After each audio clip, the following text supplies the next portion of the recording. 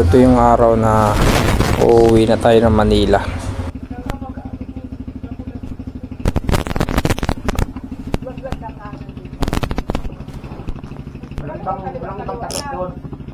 So dito malungkot si Mami Love. Ayan, kasi uwi na ako ng Manila. Ayan. Poplo na. No. Tapos kagano na. Ay na, ay na. Hirap ma'am. Basta na ako. Ayan, so dyan ginaguide nila ako kung paano. At yan, umuwi na ako dyan guys. Hindi na ako lumingon kasi malungkot. Masaya pag umuwi pero pag pabalik na ng Manila malungkot na. So ganoon talaga. Hindi na ako lumingon dyan kasi maluha-luha ako dyan eh. So yun na nga, tapusin na natin yung emote natin. Ito na, dito na tayo dadaan sa may shortcut puntang Pasakaw, sa may gilid ng dagat. At pagpasensyahan nyo na ang aking camera kasi medyo nagpa-blur siya, naglalabo-labo siya, ewan kung bakit. Starting pa lang ganto na siya, pero mamaya okay na to ulit. Dito rin unang umpisa ng ating kalbaryo pa uwi, lubak-lubak. Tapos hindi ko expect itong asong ito, sinundan ako hanggang doon sa pinakamalayong malayo. By the way, itong kalsada na to ginagawa nila parang bypass road sa may gilid ng dagat. Pag nadaan ka dito, ito yung magiging shortcut. So hindi ka nadadaan sa sa main highway sa Maynaga. Bali ito, maluwag na kalsada yan. At syempre, huwag natin kalimutan mag-picture bago umuwi at pag my day.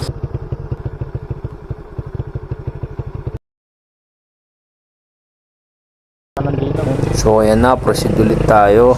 Ayan, kikita nyo yan, rough road pa yan, lalo kung maulan, sobrang dulas ang daan dyan. Kaya under under construction pa lang yung kalsada dyan. Ay, utang ang hirap ng kalsada dito.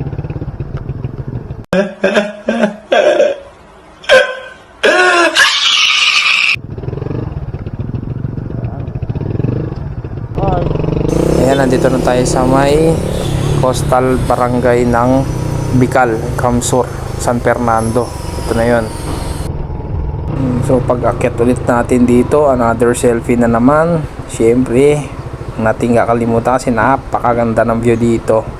Ayan, yung sa gilid ko sa left side, makikita mo yung Burias Island. After nun, baba na tayo, tapos and then ito na, highway na. Ayan, napakasarap mo din magpatakbo nito.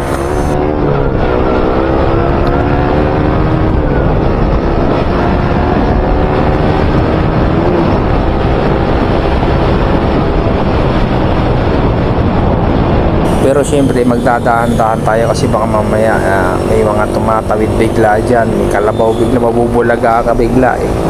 Dito sa part na to, ito parang na to eh, part na to ng Pasakaw. Ito may semento na to. Malapit na tayo guys sa may palabas Pasakaw. Siguro basta malapit na malayo.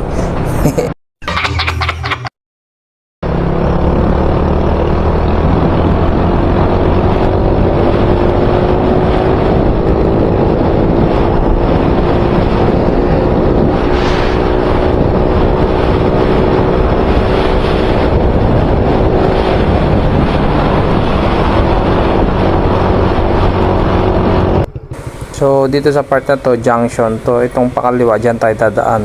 Kasi dito sa kanan, ayan, yung kanan yan, sementado yan, pabalik yan dun sa kanila, kila Commander. So talagang dinidevelop na nila yung kalsada dito para sa ganun meron tayong mga alternate na kadaanan tayong mga biyahero papuntang south. At sana matapos ito ng maaga para sa ganun mabilis na makabiyahe papunta sa kanila. Okay, nandito na tayo sa Libmanan, wala nang ulan. So dito bakbak na pauwi ng Manila. Kahit sliding issue yung yung clutch lining ko dyan guys, bakbak pa rin.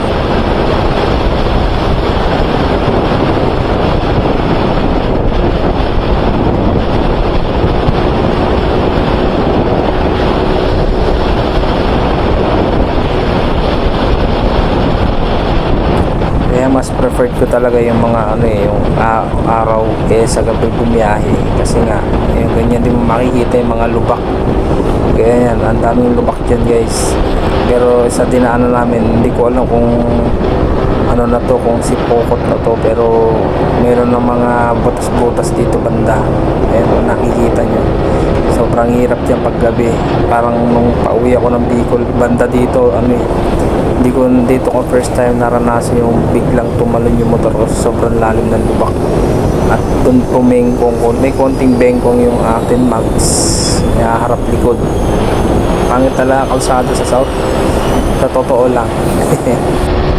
Bilang isang biyahero, ang sarap bumiyahe na mag-isa, lalo't ang nakikita mo yung magandang kapaligiran, nature trip, ganun ba. Pero syempre doble ingat pa rin kasi hindi natin alam yung mga possibility na mangyayari, na may mga kasabayan tayo, so dapat talagang doble ingat. Katulad nito, meron tayong nakasalubong na bus, pero syempre gumilid na tayo kasi nga overtake siya doon pa sa tulay mismo. Ayun makikita nyo dyan guys, dito banda yun. Asan na ba yun? Tagal naman. Ayun na sa tulay. Ayan, ako po, Diyos mio marimar. At syempre yung mga tools na dapat dali natin, kahit basic tools lang para in case na may problema, marunong tayo mag-ayos ng ating mga motor. Kaya talagang natin malaman yung mga basic na tools o basic na pwedeng gawin sa motor para hindi tayo matamimi or maging tawag dito, walang alam sa kalsada, walang alam sa sarili nating motor. Yan.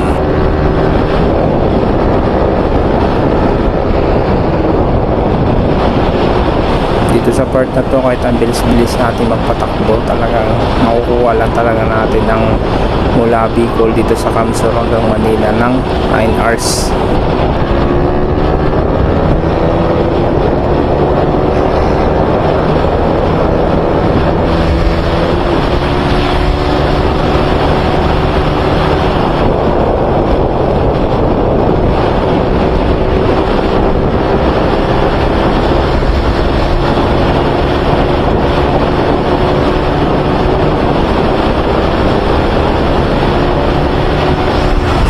Maisasagat pa yung motor natin kaya lang kasi nag-i-slide na yung 5th gear tsaka yung 6th gear, kaya talaga yung issue nito dati sliding. Hindi tayo makapagpatakbo ng sobrang bilis sa open na kalsada kasi kaya nga yan, sliding yung clutch sliding.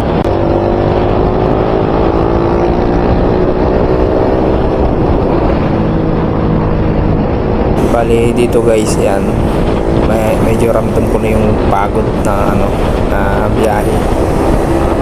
Parang feeling ko nasa Cavite na to, sa may Amadeo banda. So ayan, talagang sobrang hirap nung biyahe kapag malayo, pero sulit naman kasi pagbakasyon tayo ng maayos, nakabiyahe tayo ng maayos, mapayapa, hindi tayo nakakaroon ng aberya, which is hindi naman natin yun gusto mangyari.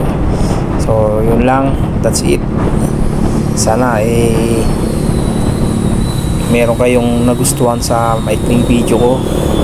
Dapat yung i-edit ko nito is halos isang linggo ko dapat i-edit to, kaya lang wala nang masyadong edit to, basta upload na lang, basta may konting voice over lang kasi kung ilalagay ko lahat ng video aabot to ng ilang araw, 562 hours yun nakalagay.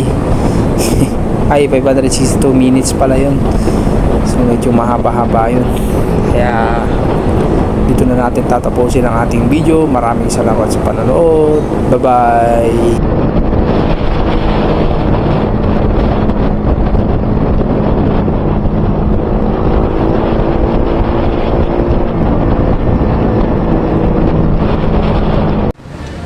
Natin tong 5 spring na hyper clutch.